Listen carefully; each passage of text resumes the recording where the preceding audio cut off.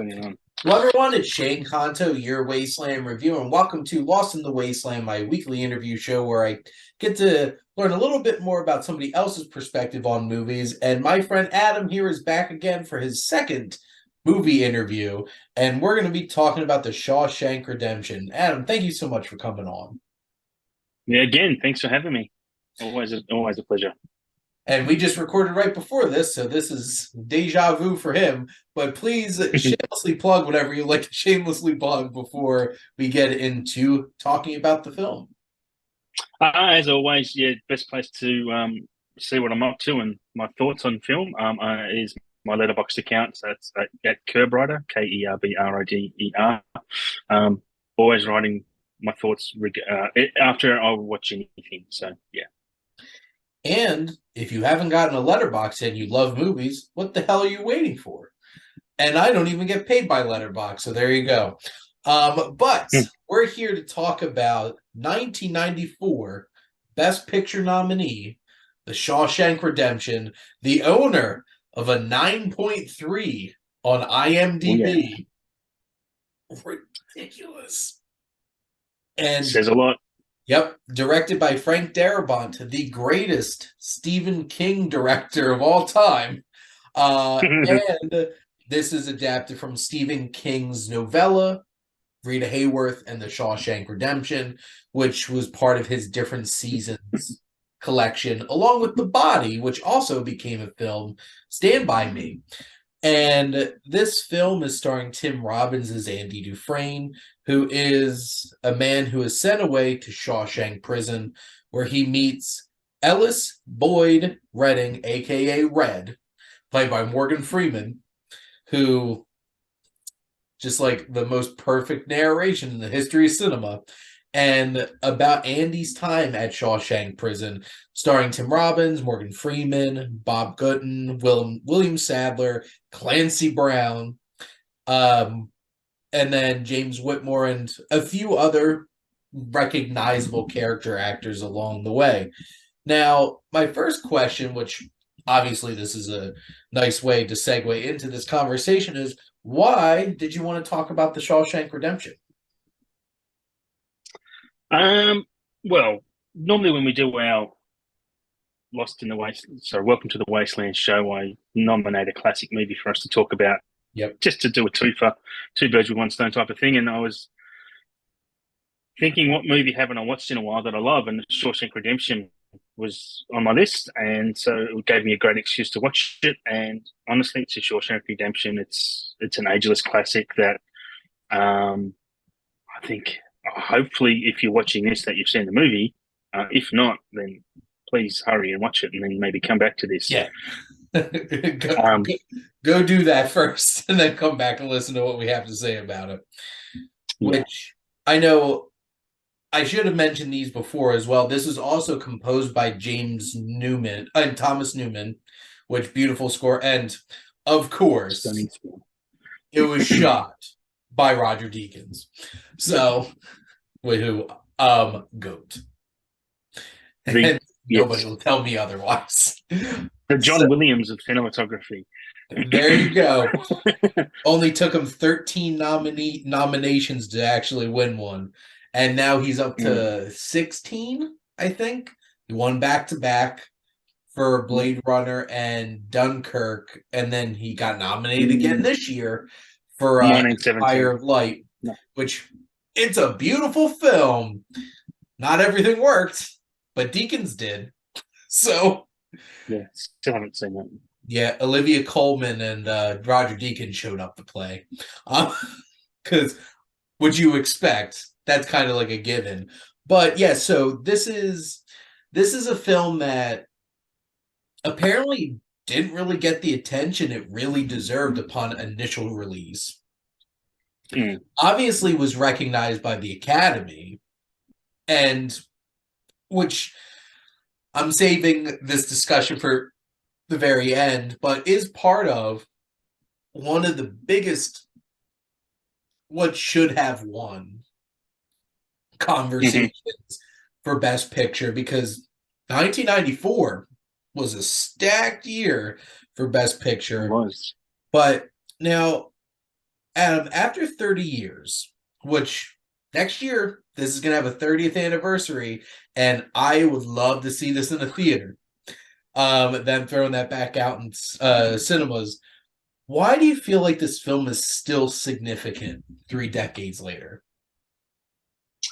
Um, Pretty much like any film that's still significant is that its themes and messages are ageless. They're still Mm. relevant no matter what time period we happen to be in. I mean, this movie is set between the 30s and the 60s, I feel, or the 40s and the 60s. Somewhere In around there. Yeah, in a main prison. So, um, I mean, it spans like a generation, the film itself, but Mm. those themes from that time frame are still relevant in each generation up until now, and forever will be. I think that's probably the main reason I think it's significant. Other than the fact that it, even though it's set in a time period, you can put it down and watch it and not even realize you're in a time period. That makes sense because it is pretty insular. It's set in prison walls. There's no, apart from when you said the little bits of outside, there's no really references to the outside world. So, Yeah. yeah. It's really only the only real significance of the passage of time is probably in the Brook sequence because like he had never seen a Hmm. car before. Like he's just like, Yeah. whoa, like what's this kind of thing. Yeah. And which can you imagine going into prison and a car not existing and then coming out and being like, what the hell is this? That's Yeah, I kind of relate it to maybe someone who went to prison in 2002 and they get out this year, and the advance of the internet and mobile phones. And can you imagine how I'll that just would feel just like blow it's your fake. mind? It would just blow your mind. Yeah.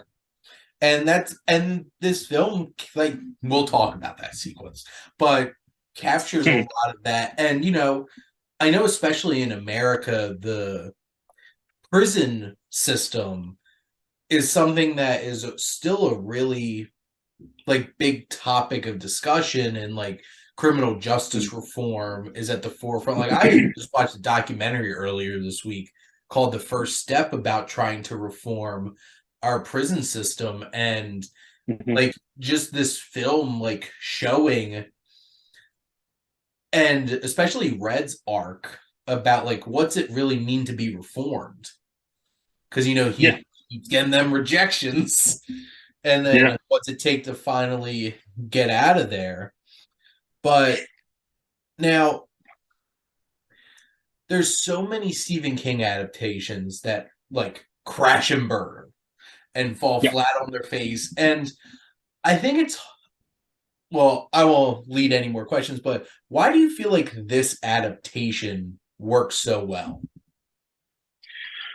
Um, well, just to lean off your question itself, like there's probably you can probably count on one hand how many Stephen King adaptations are actually great movies. Yeah. This is one of them. I would say The Stand By Me is pretty Mhm. much equal to Shawshank. The remake of It, not the Jim Carrey one, and there's probably one other I'm not thinking of right now. But Consider Green this Mile up there. Green Mile, sorry, Yep. yes, of course, that was Which the is one. also why I said Um, Frank Darabont sure knows how to Frank Darabont, direct Stephen King movies. absolutely. So yeah, for me, why it works is that I think because Frank Darabont. Sorry, I'll go back a step. Stephen King is probably, in my opinion, arguably the greatest character writer of all time. Like he writes characters, he knows people. He seems to know people. Look, I've read a lot of Stephen King as a younger person, Mhm. um, and his characters are always fascinating. And that's why sometimes you read his books and the movies come out and they're terrible because the characters aren't. They don't hit the same. Frank Darabont really seems to understand what this is about. Like because it is a novella, it's not a full blown novel. Frank Darabont kind of elevates that. He expands upon them, and I guess I don't know if he consulted Stephen King in writing this or not, but I guess he read between the lines and was able to build a fleshed out story based on this novella. So for me, that's why it works. Is the characters, pure and simple, the characters. Um, yeah, Yeah, and with specifically everybody just feels so real and brought to life here. And you can yeah, tell when a Stephen King adaptation, like the most recent Pet Cemetery, was not focusing on the characters. It was Mm, focusing on what can we scare people with? And you yeah. lose the heart and the soul of it. And I think that's what Yes. elevates Stephen King's works is there's so much heart and soul to his Correct. best Yeah. works. And like that really comes out in this. And now, like obviously you talked about the character work, but at least maybe from like a directing standpoint, what do you feel like Darabont was able to bring to this film to really make this come to life? Um. Well, yeah. Not. Well. Try not to repeat what I said before about how he elevated. Well, yeah. It's kind of hard to harder for me to define. For me, with the characters, like they're brilliant. Like you said, they are fleshed out. They are authentic. You actually care for them, and Mm-hmm. this is all because of Darabont. And I think that's because he seems to be look. It's a 2.5 hour plus movie. He's very patient with the Mm-hmm. performances, and that's the thing. Like I think the actors playing them are given some freedom to explore the characters as well, and Mm-hmm. they are really refined. I don't know. I've not watched any making of. I don't know if there was rehearsal period for this, but they just seem um, so true to life. I guess, especially even for that time period. Like it's like I said, it's ageless, so you can see these people existing now. Mm-hmm. Because again, of what we'll talk about later is the themes and messages that they bring along with their stories and their individuality. Um, and again, Darabont, I think, as a director, like I don't know if this was his very first feature film, but it's right up there. It must be close to it. But the pacing and tone of this film, Mm-hmm. they're perfect. It's just perfect. And for someone who's not directed before or very little, it's a pretty phenomenal achievement. Yeah, because he had The Woman in the Room in 1984, which was a short film. He had a TV movie, Buried Alive, in 1990. Um, Night Shift Collection, which was a short film based off of two Stephen King stories. Yeah, this was his feature length debut.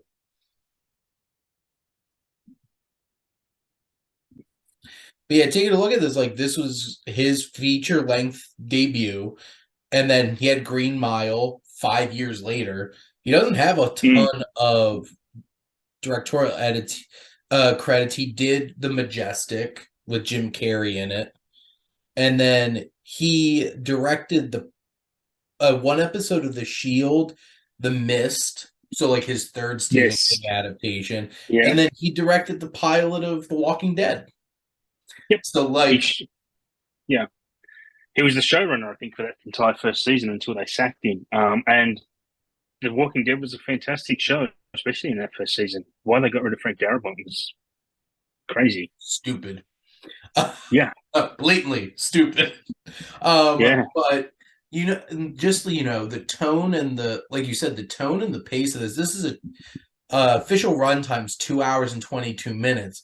This is it moves.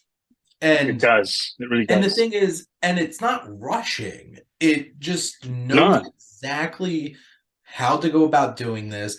And the film knows when to be chilling, when to be a little horrifying based off of like Yep. humanity, and also Yep. know when to have a little fun, also knows when to punch you in the gut emotionally. So balance is It's always um it's just super engaging from frame one. good. So each plot beat, each story beat, it just hits at the right time every time. Like it just you never get bored. You never want to pick up your phone. And I think that's a great example of uh, what an engaging film is that you forget your phone exists. Like you just don't want to, you know. Sometimes you watch it and you go, what's going Yeah. on? But yeah. Now, I of course had to ask this because I'm such a huge Deakins fan. But what do you feel like he's able to bring from the cinematography end of things to really elevate this film? Well, when I read this question, I was like, I don't know how I'm going to answer that. But when I actually got to answering it and writing down my answer, it's probably my longest answer out of all of them. So I answered it a lot easier than I thought it would. But I don't know a great deal about the art of cinematography, honestly. I mean, I know if something looks good, who it belongs to, blah, blah, blah. But for me, Deakins here, and I don't know how much of this is Darabont or Deakins, but Mhm. the color palette really sets a tone and the mood. Really a lot of gray tones because it's in a Yeah. prison where everything is grey anyway, or these light browns and blah blah blah. But it really sets a mood of what I guess the characters are feeling as well at the same Mhm. time. There are a couple of deviations from that in the more uplifting moments, but overall, like there's a bit of a those that greyish color palette. It is somber, um, and it kind of deals when the characters are in those somber moments. They're reflective, or they're telling their sad stories, or telling how they're innocent, and etc. Um, but those two key moments where it is uplifting is when they're having beer on the rooftop, like you have the orangey glows from the Yeah. sunset, or once Red is out and he's walking his way up the paddocks to the box that Andy's buried beneath the tree. Yeah. So I just have to pause one sec. My cat, my so bad. Sorry.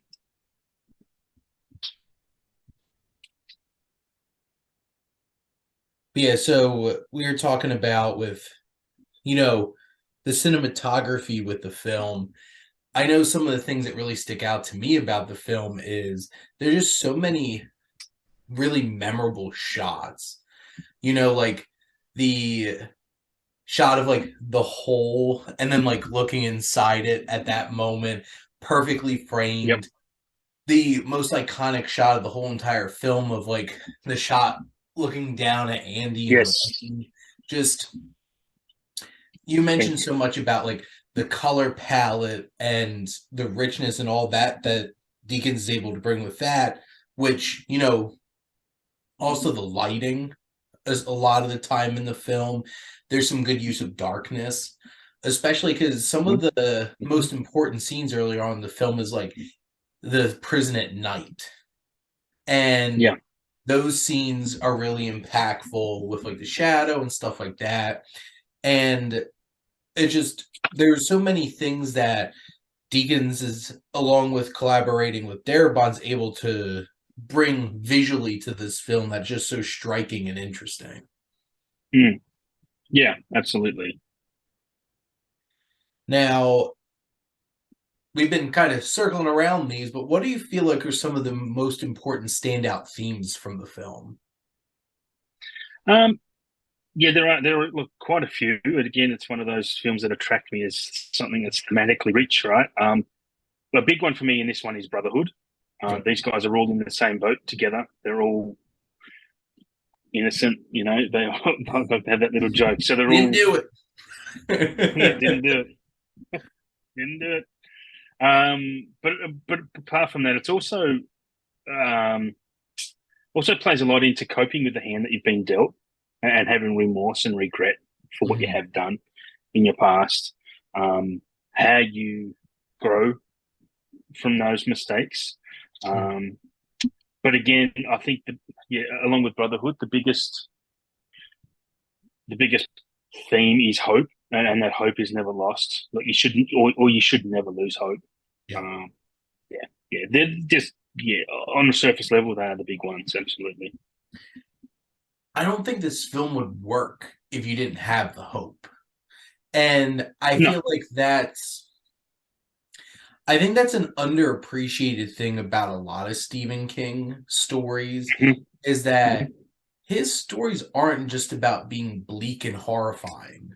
There's Not at all. there's so much humanity and love for life and hope for something meaningful there. And this just emanates that so well. And it's so important because the film is about imprisonment.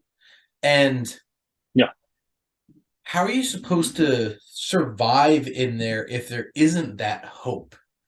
of something out there. And I feel like they deal with that so perfectly with Brooks and later Red, is that Mm, there's so, because the way that they're treated and how they're so institutionalized that's that the word. Yeah. you take away the hope of any normalcy, even if you get out. What are you supposed to Hmm. do? And Yeah. which wonderful segue into, I feel like there's two sequences in this film that I really wanted to hit on specifically that I feel like really stand out in this film. And I think one of the big ones is the Brook sequence. So, Mm. what are some of your thoughts and feelings about that sequence in this film? The one simple word is heartbreak. It's heartbreaking because this guy, like I mean, before he even gets out, he's ready to kill Will, William Sadler's character, which I Yeah, cannot remember Haywood. his name.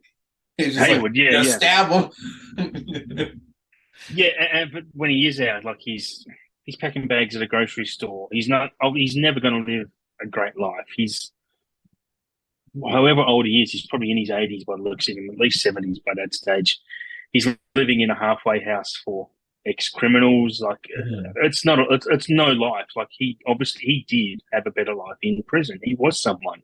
He had importance in there, mhm. either in the library or yeah. It's yeah, heartbreaking. I can't escape coming back to that word. Yeah, it's pretty devastating. And James Whitmore, who Hmm. I'm like not super familiar with his work. I'm looking at his No. IMDb. Like I know, like I love the Asphalt Jungle, which is a pretty famous noir film back from 1950, and like he's one of the criminals in it.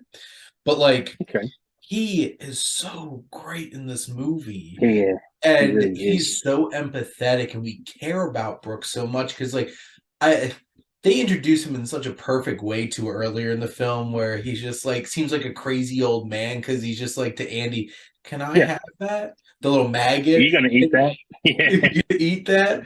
And then of course he has a little bird, and there's just something nurturing and caring about him.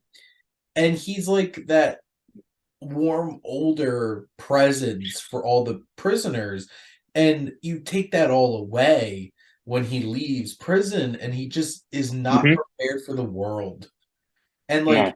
how much happens in decades, like Yeah. it's almost impossible to fully adjust to the world outside, and just leading up to what happens, and it's just like I remember watching for the first time because I never watched this until college.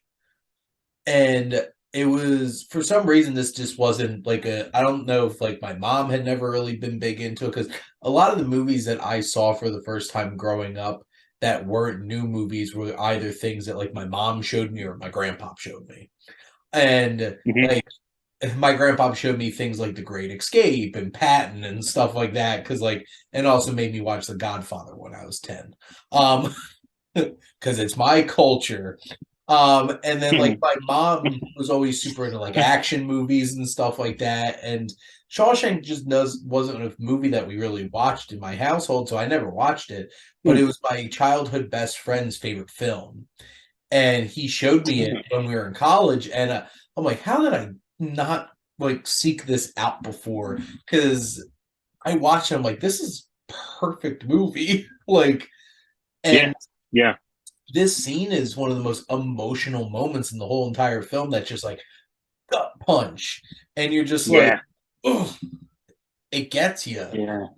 Yeah. And there's just like that hopelessness there, and then the complete opposite, the reveal sequence, Yeah.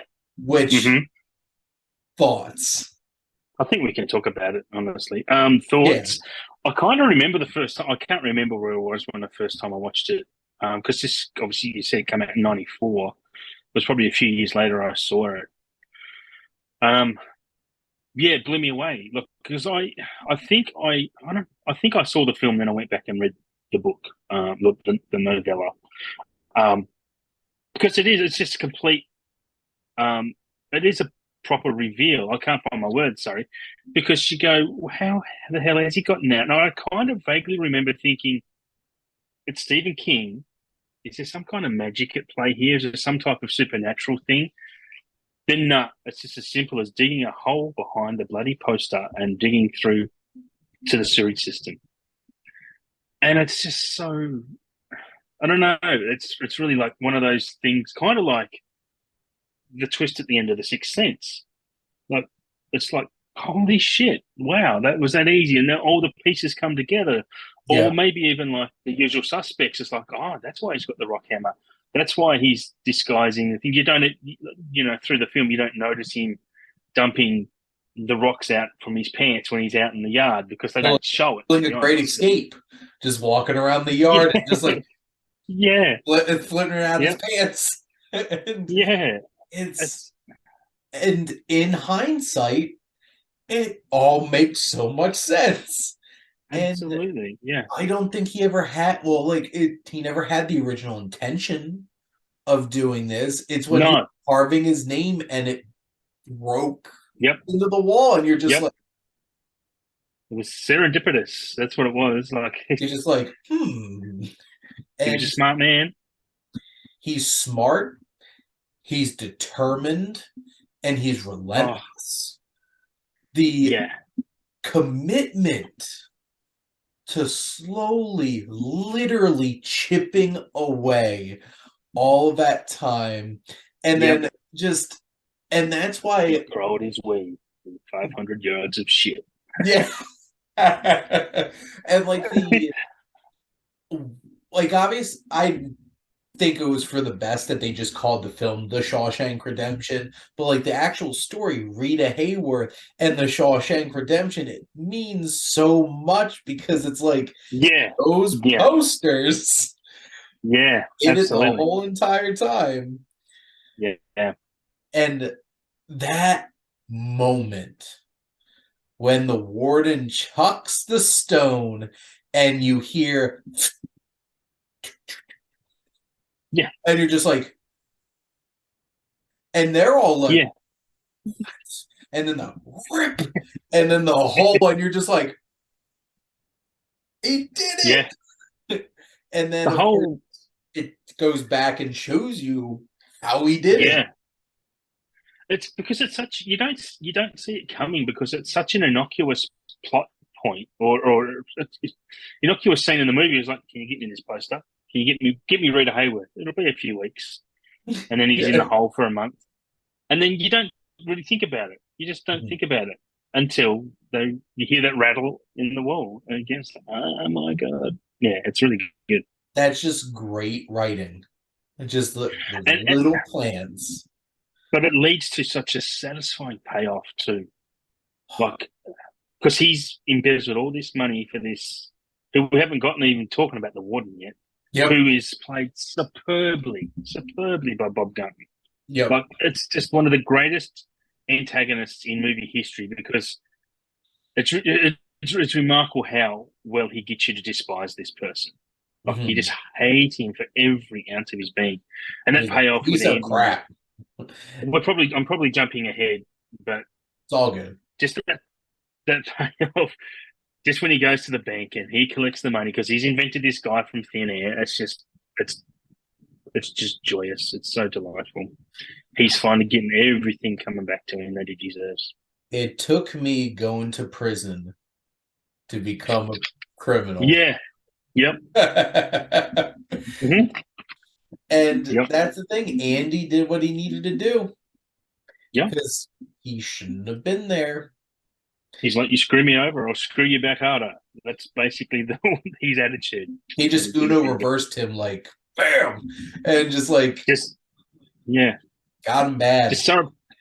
No one saw him coming because he was such an unassuming, gentle, calm person. No one saw him coming. And that's part of the beauty of Stephen King's character writing too. Yeah. And I know we'll talk about it, but the way Tim Robbins plays him,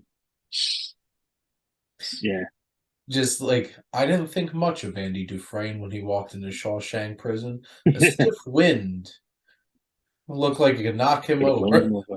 And that's so important to his character, is that he just Yeah. flies under the radar.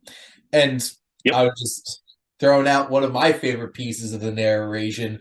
But why do you, so like narration, like voiceover narration is so tough because film is a visual medium. If you do too much narration, then you just like, why don't aren't we just reading this kind of thing? Yeah. And of course, all I can think of is Brian Cox from Adaptation being like, how lazy voiceover narration is. But like, why is this so effective in this film? Well, I'm not against narration as some people seem to be, because I don't.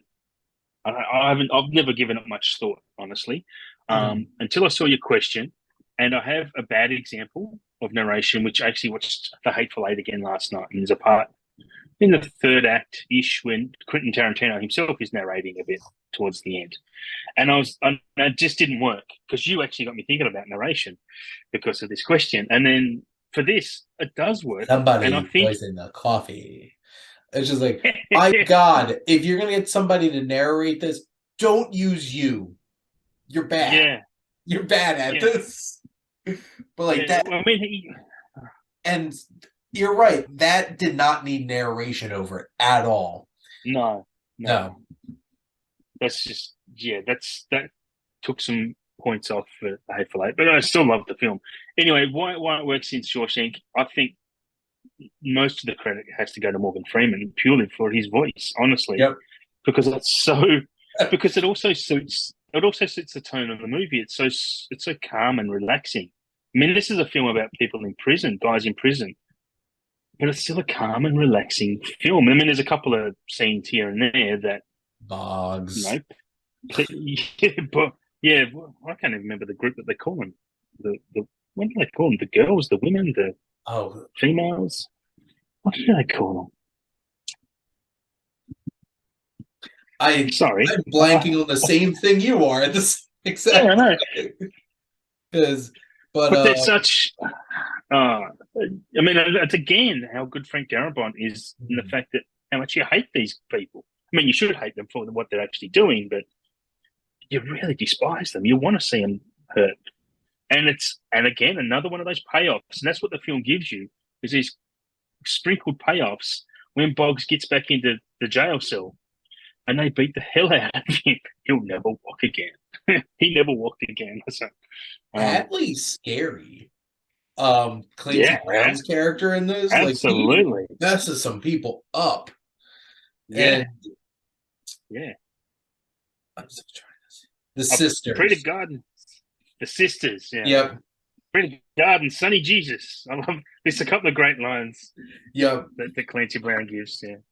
Oh my God. Well, Clancy Brown, speaking of great voices, obviously Clancy Brown has had a long, illustrious career of being a voiceover actor. And Mm-hmm. like, anybody who watched SpongeBob growing up just knows Mr. Krabs. And it's like, love money. But like Clancy Brown just has such a distinct voice, but like, and I think I love the narration in this so much because who is really the main character of this story? Is it Red or is it Andy? Because we Well, get yeah. so much of Red through It's his narration, and we're in his head. And that's why I think it works so well. And like, not so much in the film version, but like similarly in the book version of One Flew Over the Cuckoo's Nest, it's all through Chief's perspective. is that right? Yep. Okay. And we see McMurphy through his perspective, similar to we see Andy through Red's perspective in this. And it's that kind of thing where it's just like, if the head that you're inside this whole time is interesting, Hmm. that's just going to add layers to it. And it is. Red's an interesting character. He has interesting perspectives. And of course, Morgan Freeman's voice, reading that really well written dialogue, is so Yeah. great. And it's just like, why do they call you Red? I guess it's because I'm Irish. And because like the thing is in the original story he is. He's like an actual ginger. But like Morgan Freeman's like, who's not gonna cast Morgan Freeman in this? And Yeah, it makes for a great gag, but like I just feel yeah, like you mentioned, Morgan Freeman's voice sells this so perfectly. It's yeah. like at this, not to go off on too much of a tangent, but I was on TikTok and it was Sean Connery's induction, I think, into like AFI at one Okay. point, and they have like a whole bunch of people coming up talking about Sean Connery, and James Earl Jones comes up and he's like, "Why is this man the voice?" And it's just like having James Earl Jones coming up and talking about how great Sean Yeah. Connery's voice is just like that's respect right there. And it's I'm gonna just look like that up. so much can be said about a voice. And Yeah, Morgan Freeman's is like, why did people have March of the Penguins so much? Because you listen to it's Morgan butter. Freeman talk about penguins. Yeah. But it's so perfect. His line delivery of all of this, the acting, and you know, you get such a great perspective on the story from Red's perspective, and I think that just adds so many layers to it, which is perfectly Mm. now, besides his voice, what are your thoughts on Robbins and Freeman's performances at the forefront of this film? Um, I'll just go back to what you said. Is it Red's or Andy's movie? For me, I'd never thought of it until you just brought it up. But I think it's definitely Red's movie because it is told from his point of view. Um, but as for look, I've always been a big fan of Tim Robbins, and I think because of this movie is when I first really noticed him. So I followed him a bit, and I think he's always great. He's always solid, no matter what he does. I think he's fantastic in this. I don't know if he was Oscar nominated or not. I don't know if either of them were. I know I know the I'm film I'm was. 100% sure that Morgan Freeman got nominated for this. Like almost 100% sure. I'm trying to pull up because I have IMDb up and I'm trying to see what He are the did. No, you're right. He did. He got the best actor nom. Yep. yeah. So like Lost yeah, to they Sequence. ran Morgan Freeman as the lead actor in the film. So like Yeah, which makes sense. And it does. I think that's a shame that Tim Robbins didn't get Me recognized too. for Because this. I would have, from my point of view, I think Tim Robbins is. I mean, there's nothing between it, but Tim Robbins is better than Morgan Freeman in this film because he has more to do. Mhm. I think he has like his degree of difficulty is harder than Morgan Freeman's. I mean, Morgan Freeman is really just there as sidekick isn't the right word, but he's level the entire way through. But Yeah. Tim Robbins has to deal with so much more, like so much more emotion. So that's why I think he's better. Being Anyway, so obtuse. Like yeah, that yeah, whole entire thing with the warden was great. And yeah, it is. Yeah, and and I for Jill Bell. I do think what Tim Robbins has to do in this film is really hard because so much of his performance has to be subtle and Yeah, understated because yeah, Andy has to be flying under mm-hmm. that radar. And like and it's funny because Morgan Freeman even tells us about the performance because he's just like, there's just something about how Andy walks and like all these Yeah, different things. And it's just yeah, like, those things are so important to the character, and Tim Robbins nails them. And I feel like Tim Robbins is an absolutely. actor that doesn't get a whole lot of attention now because he No, doesn't really act as much anymore. He and no, he like doesn't do a lot anymore. I'm trying to remember the last thing, like the last two things I could really pinpoint him in is like Tenacious D and the Pick of Destiny and Yeah, yeah, and Green Lantern, which is sad. Um, but like at this point, like Morgan Freeman's still in things all the time. We see Morgan Freeman all the time. Yeah. And like Tim Robbins was like, I think that was because like with Hudsucker Proxy, with Mystic Mhm. River, with Yeah. Shawshank Redemption, like Tim Robbins gives some great performances. And The here, player. yeah, and here he's just threads his character so perfectly because I think it's a really hard character to pull off. Yeah, definitely. And then, of course, Morgan Freeman, like the one scene that really he nails it is his final parole hearing, and where he's Yes. Yeah. just so Yeah.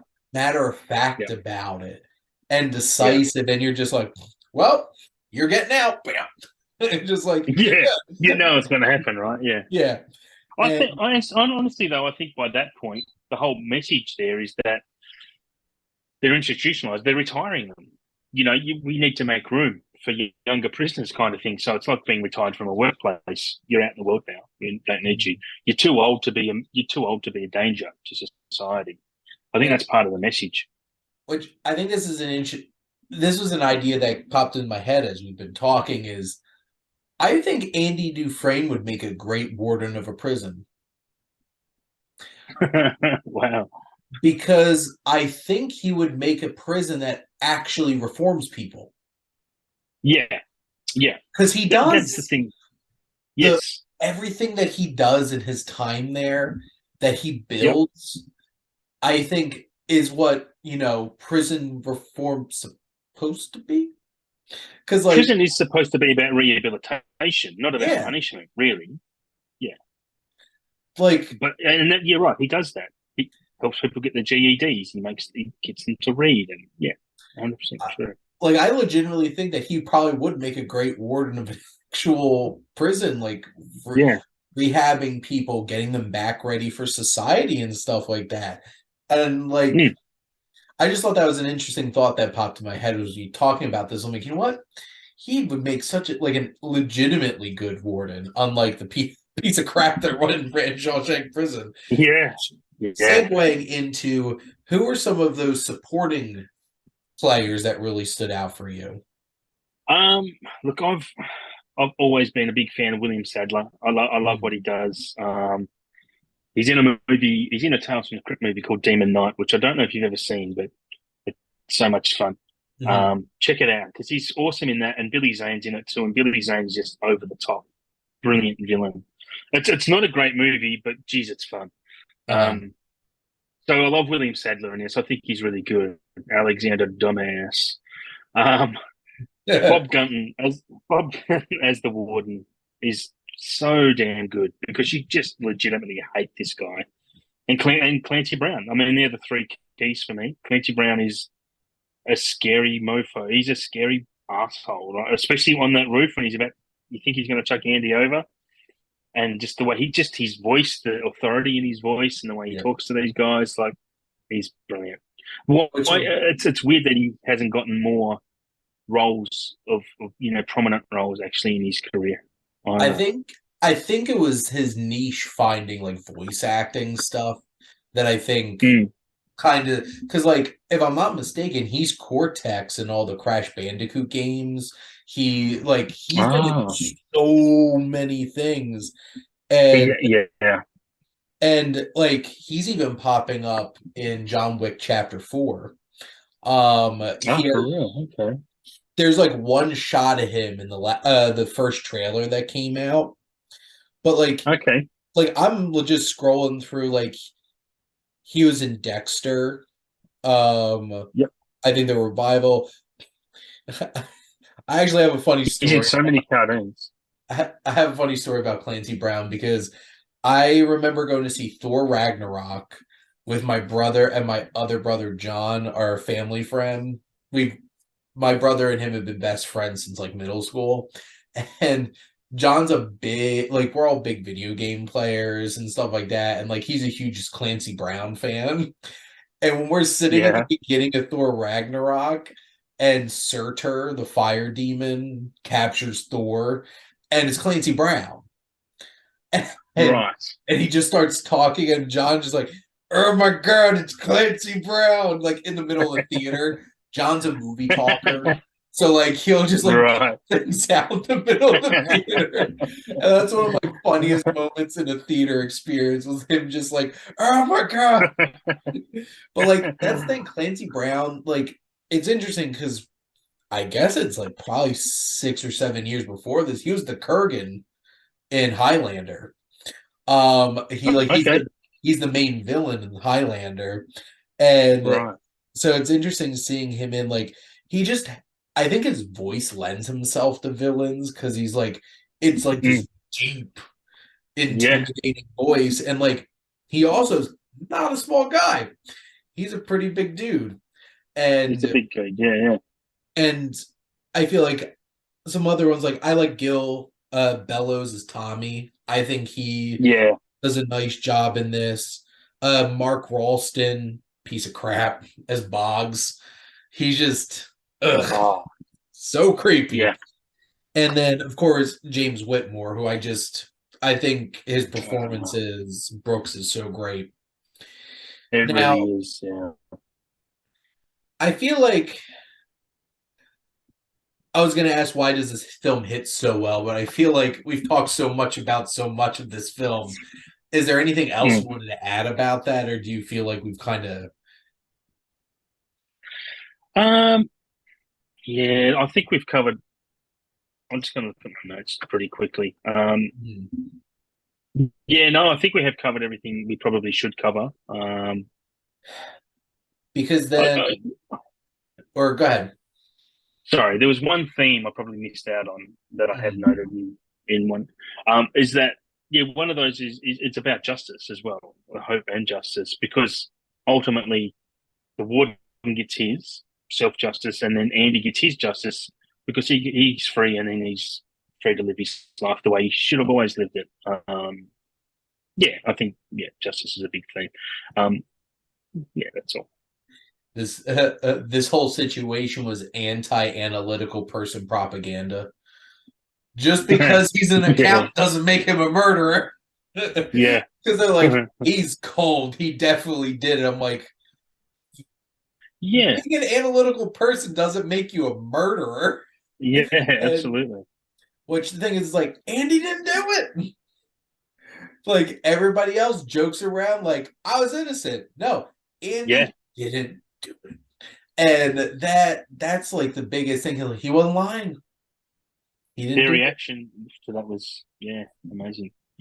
Even like, well, you're talking about gut punches when Gil Bellows, I can't remember his character name, when the warden just shoots him because he could have lost Andy. Andy was his meal ticket, right? Yep. So he's like, yeah, That's when it's the warden like elevates to like super S villain. tier villains in movies is Yeah, when he has Hadley shoot Tommy. mm, That was messed up.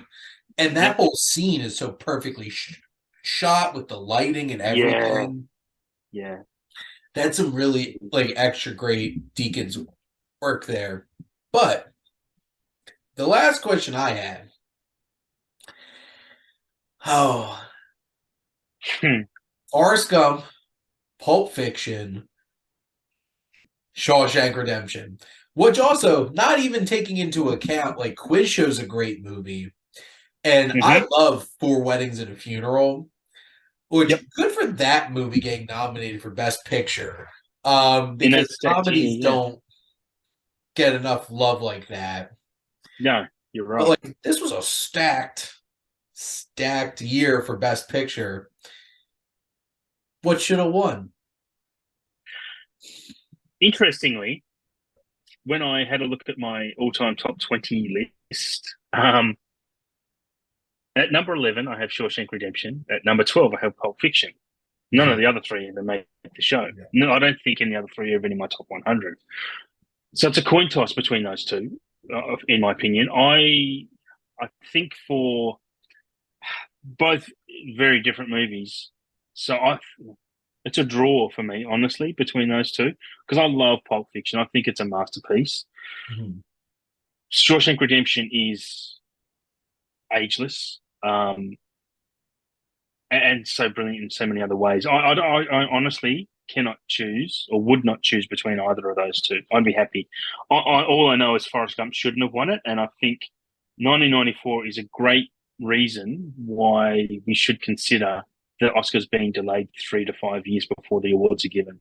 So because movies need time to settle before they Interesting. actually hit the zeitgeist. Given them how many movies have won Best Picture that really we all know shouldn't have deserved it. So many. Like Goodfellas was beaten. Like By Dances with um, Wolves.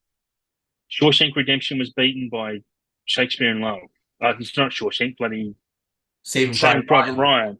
Like Crash won over Green Book more recently won over Black Klansman. Come on, I think we need to give movies 3 or 4 years before at least Best Picture is given.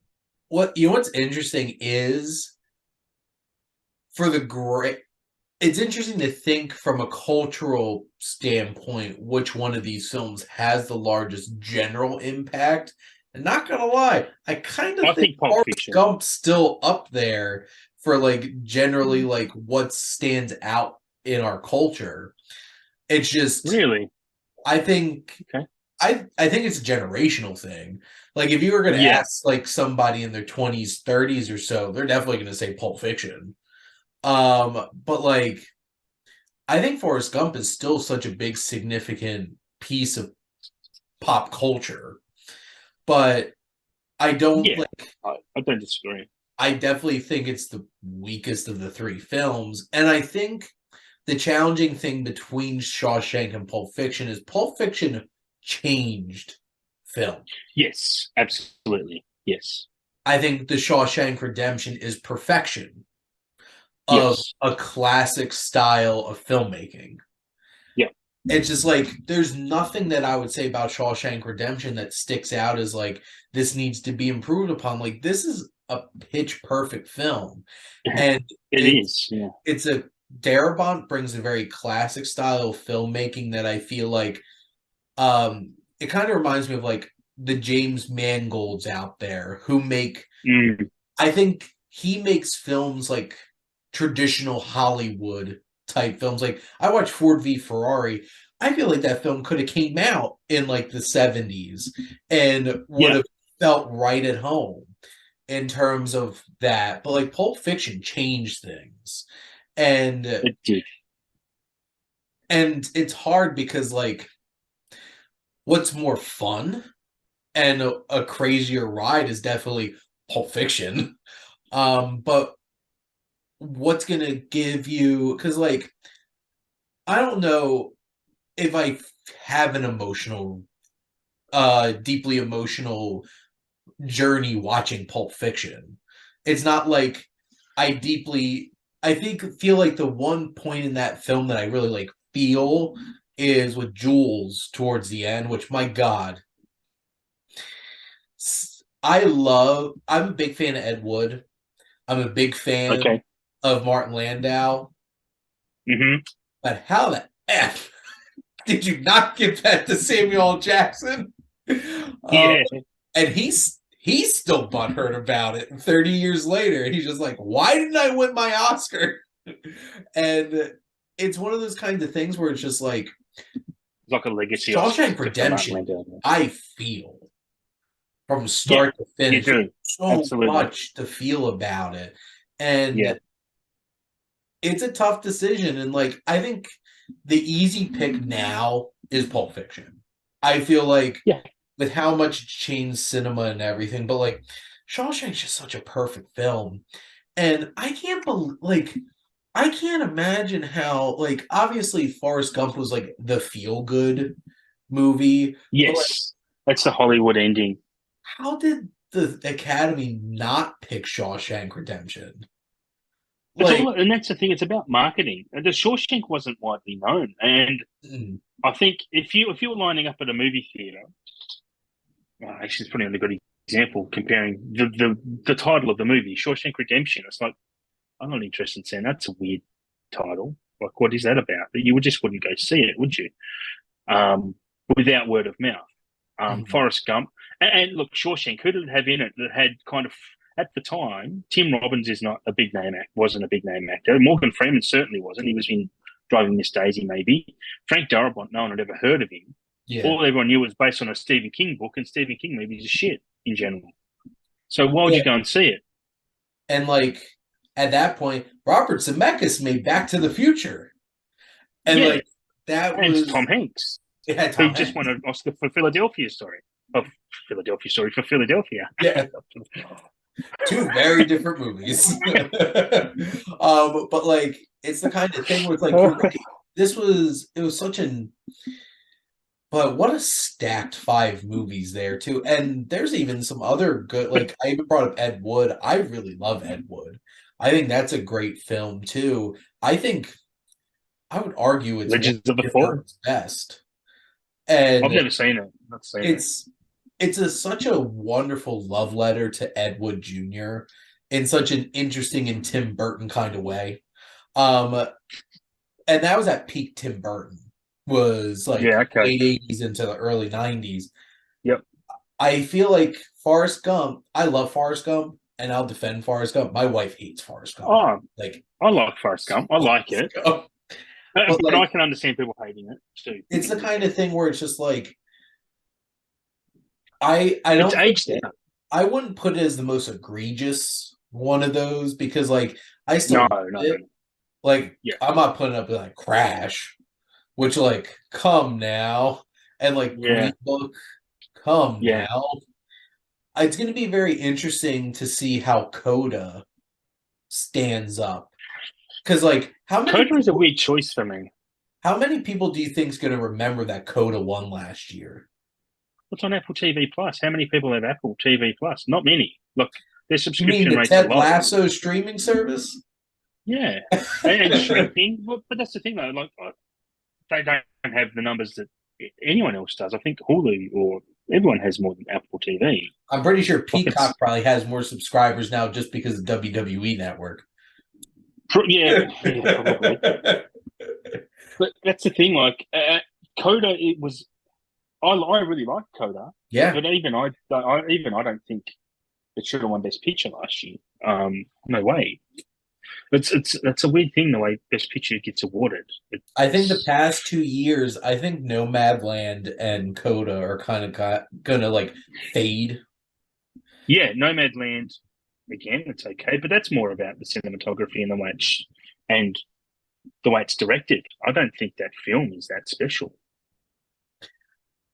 That year is gonna be such a sour mark on cinema for such a long time. That was such a awkward time.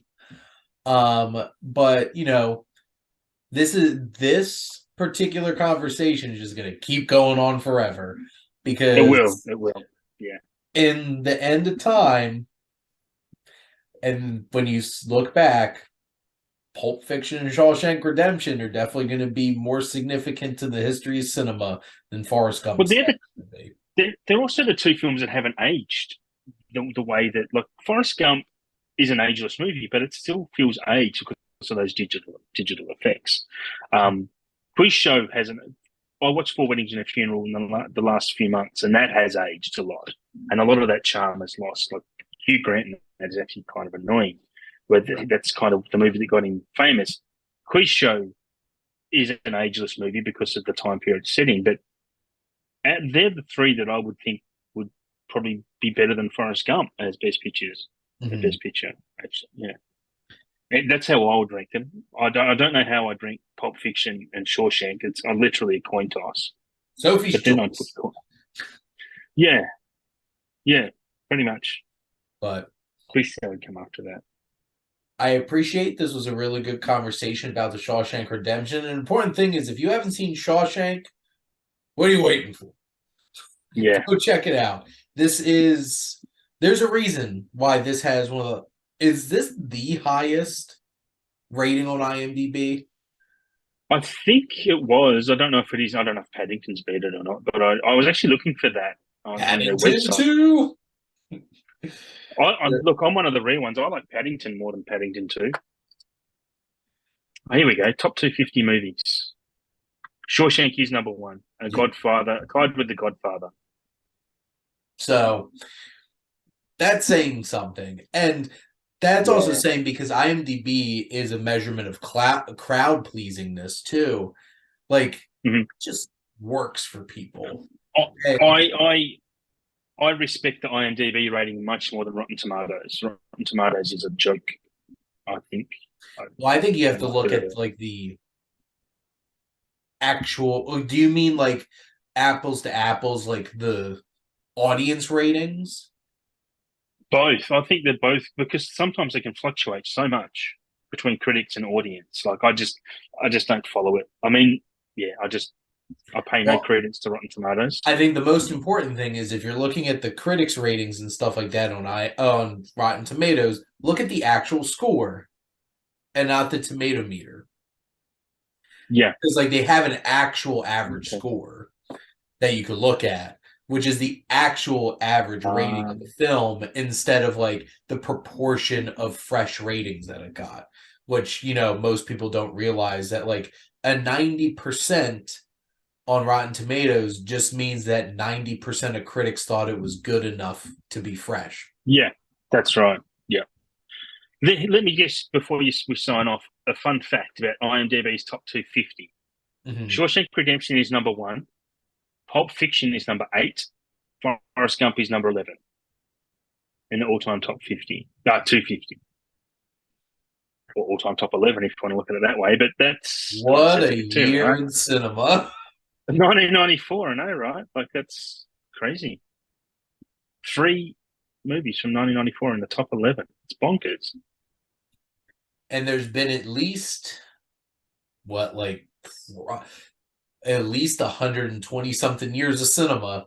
And that's a Yeah, big yeah, representation there. So yep. there you go. 94, 99. 90s were pretty darn good for movies right there. There's a couple in there I see from '99. That's Fight Club and The Matrix. But other than that, Mhm. that's all. Yeah. Anyway, don't want to digress too much. But Adam, thank you so much for coming on. Hey, thank you. Always a delight. And thank all of you out there for always tuning in and supporting your Wasteland Reviewer.